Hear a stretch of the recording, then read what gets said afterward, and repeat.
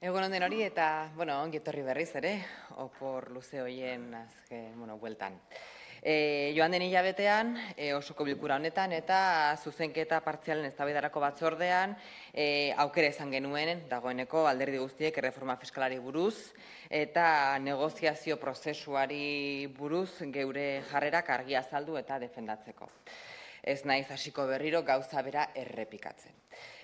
Gaur Podemos aldugu alderdi jeltzalearekin eta alderdi sozialistarekin itxitako akordioaren emaitza bozkatuko dugu. Hurrengo urteetarako oinarri izango den zerga erreformaren foru araua bozkatuko dugu. Gaur emaitza bozkatuko dugu. Eta argi eta garbi eskatzen dizuet ganbera honetako talde guztiei foru araua babes dezazuen. Izan ere, alderdikeriak albo batera uzten baditugu, gizartean une honetan bizi diren egoerei eta erronka nagusiei erantzuten dien zerga erreforma dugulako eskuartean une honetan.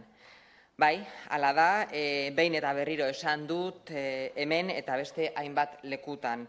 Gipuzkoan, Euskadin langile pobreak, edo ia pobreak gero eta gehiago dira, hori errealitate bada, soldata bat, 2 edo 3 izan arren, gutxieneko bizi baldintzak duin batzuk bermatzeko zailtasun handiak dituzten euskal langile gero eta gehiago daude gure artean.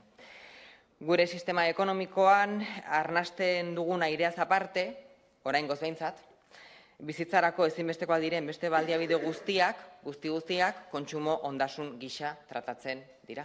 Errealitate bada gure sisteman. Janaria, ura, energia, etxebizitza, arropa, oinetakoak, hortzetako osasuna, okulista, dena da kontsumo ondasun gure gizartean. Diru nahikorik gabe, arnasteaz aparte ezin da ezer ez egin. Dirurik gabe ezin da bizi. Diru nahikorik gabe ezin da bizi, hori da errealitatea. 2008an, higiezinen burbuilak eztanda egin zuenean hondamendia izan zen gure ekonomiarako.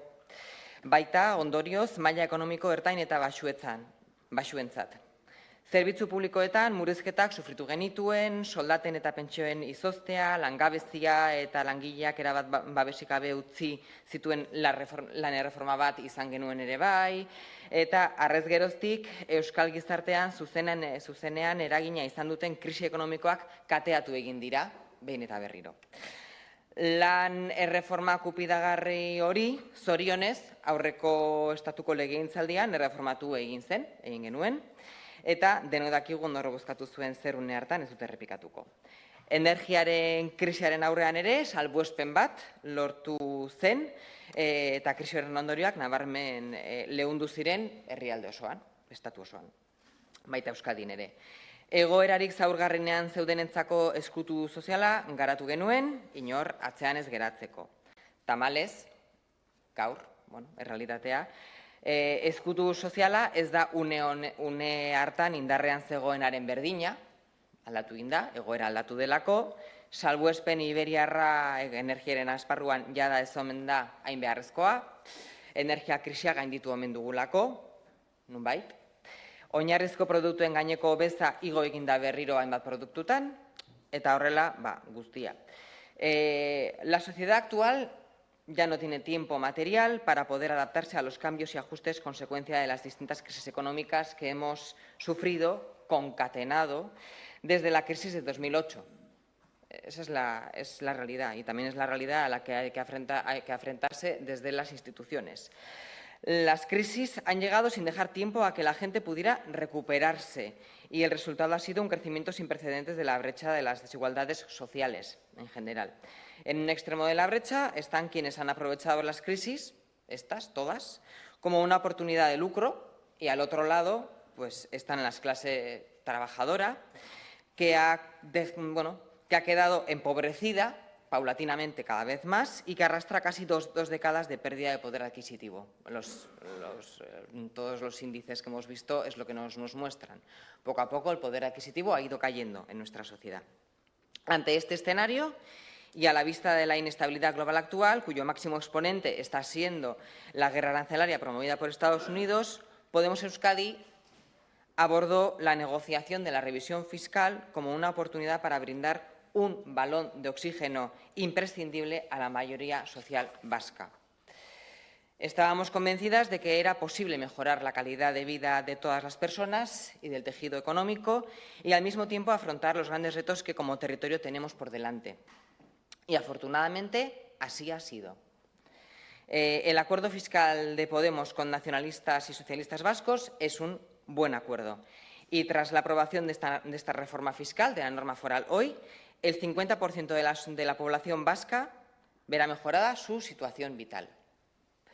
Las medidas que contiene este acuerdo supondrán un alivio para la clase trabajadora, concretamente para las rentas medias y bajas.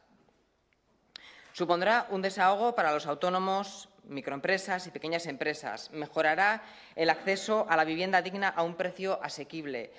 Impulsará la transición energética en los hogares y en las empresas. Favorecerá la conciliación familiar también. Y, por contra, las rentas altas y los beneficios de las grandes empresas contribuirán más al sostenimiento de los servicios públicos. Zerga erreformarako foru arau honetan Podemos alduguren aldetik egin dugun ekarpena nabarmena izan da, gure ustez, eta zuzeneko lotura dauka ezkerretik defendatzen ditugun helburuekin. Besteak beste, honako hauek nabarmenduko ditut. Lehenik eta behin, zerga erreformarako ponentzian zehar, ponentziaren txostenaren defentsan eta urte osoan zehar, baita aurrekontuen negoziazioetan ere, gure taldeak, Elkarrekin Podemosek, une oro eskatu duena. Euskal egitura fiskalean aldaketa bat, eranstea, kenkari itzulgarrien atea zabaltzeko. Historian lehen aldiz, itzulgarritasuna sartu dugu. Etxe bizitza alokatzeagatiko kenkarian, hain zuzen ere. Lehen aldiz, 20.000 eurotik beherako errentak dituzten maizterrek 2.800 eurorainoko ordainketa jasoko dute foru ogasunetik aurreko urtean ordaindu behar izan duten alokairugatik. PFC-an zergarik ordaindu beharri gabe. Beste zerga batzuetan bai, ordea, baina PFC-an ordaindu beharri gabe, kenkariaren itzulgarritasuna jasoko dute. Bigarrenik, soldata txikienak dituzten herritarrek, zehazki Euskadin urtean 20.000 euro gordin baino gutxiagoko dirusarreak dituzten 352.500 pertsonek ez dute PFC-agatiko atxikipenik izango.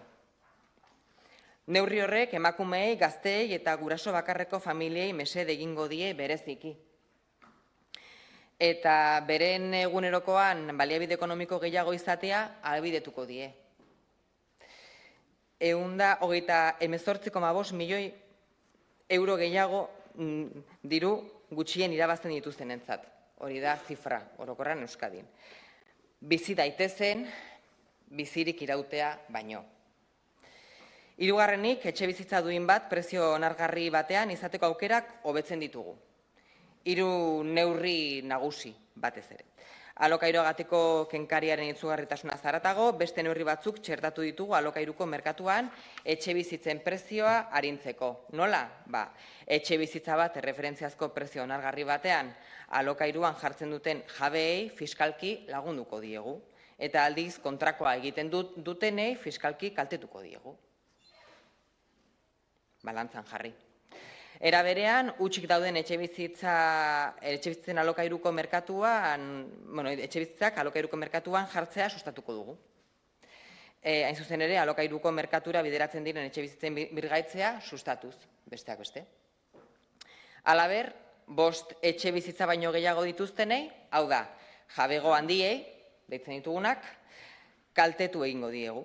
Bai, eta etxe bizitzarekin jarduera ekonomiko edo espekulatiborik garatzen dutenei ere. Berez ere, balantza orekatzen dugu. Laugarrenik, Euskadiko herritarrek laguntza gehiago izango dituzte lana eta familia hobeto uztartzeko. Adibidez, 12 urtera arteko adingabeak zaintzeko langilea kontratatzeko laguntza ekonomikoak. Aurrak zaintzeko geldialdia izan ondoren emakumeak lan merkatura itzultzea bultzatzen duten neurriak. Bai eta, gizonak zaintzaz arduratzera bultzatzen dituzten neurriak ere, neurri bat, txertatu dugu. 5. Ehun ekonomiko ahulenari, hau da, autonomoei eta mikroenpresei eta enpresa ertain txikiei lagunduko diegu, esan dugun moduan. Izan ere, etekin txikiagoak dituztenei gastuaren ehuneko handiagoa deskontatzeko aukera emango diegu. Hau da, forfaita, deitzen duguna, hobetuko dugu. Hobetu dugu, modu progresiboan gainera. Hori baita ere, foru arauan dago. Y tal como señalamos al inicio, las rentas altas contribuirán en mayor medida al sostenimiento de los servicios públicos, ya que, entre otras cuestiones, no podrán acceder a las deducciones por compra o alquiler de vivienda, dejando esta opción exclusivamente para las rentas bajas y medias, lo que provocará un incremento de la recaudación en este aspecto, o al menos una merma menor en este aspecto. Igual efecto traerá la modificación de los tipos de las mal llamadas rentas del ahorro, que se aplicarán a las rentas que se recogen en forma de intereses, dividendos, plusvalías o rentas inmobiliarias, que pasarán a tributar un máximo de un 25% a un 28%. Subimos también el máximo. Una medida que también incrementará la recaudación. Bueno, hemos pasado de una tabla de 5 a 9 tramos, mayor progresividad. Igualmente, establecemos una limitación a las exenciones a las EPSV, que se rescatan en forma de capital, con lo que amortiguamos el impacto de la nueva exención a quienes recuperan su dinero en forma de renta. Se fomentará más la renta frente al capital, al rescate en capital. Equilibrio. Y para terminar, incrementamos los tipos en el impuesto de sociedades.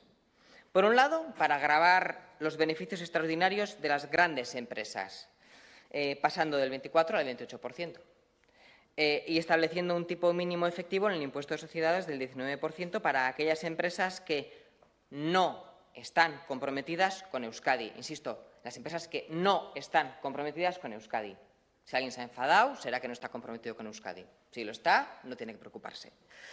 Y que no mantengan o creen empleo o no realicen inversiones orientadas al sostenimiento y arraigo de la empresa en el territorio. Las empresas que tienen compromiso con Euskadi no tienen de qué preocuparse. Las que tal vez están buscando la manera de irse, deslocalizarse, pues tendrán que preocuparse, pero tampoco tenemos que preocuparnos tanto de ¿no? Desde aquí, en todo caso, tenemos que fomentar que se queden y que no se vayan a ningún lado. En definitiva, un acuerdo en materia fiscal centrado en mejorar el bienestar de la mayoría social vasca, que trae novedades importantes como el acceso a las rentas más bajas sin obligación de declarar al sistema de deducciones. En este caso, a la deducción por alquiler de vivienda. Un acuerdo que propone soluciones al problema de acceso a la vivienda, a la conciliación familiar y laboral, al reto de la descarbonización y que apoya al tejido productivo más vulnerable de Gipuzkoa, de Euskadi. Akordio on bat, onuragarria euskal gizartearen gehiengoarentzat eta gure ehun ekonomikoarentzat. Hori da gaur bozkatzen duguna. Eta erantziko dut gauza bat, eta hemen dauden aipatzen diren neurri asko eta asko urte osoan zehar ez bakarrekan gure alderdia, ez nik uste alderdi guztiek esan ditugunak dira. Orduan, bakoitzak esplikatu beharko du zergatik ez dagoen ados, inor baldin badago honekin desados. Eskerrik asko.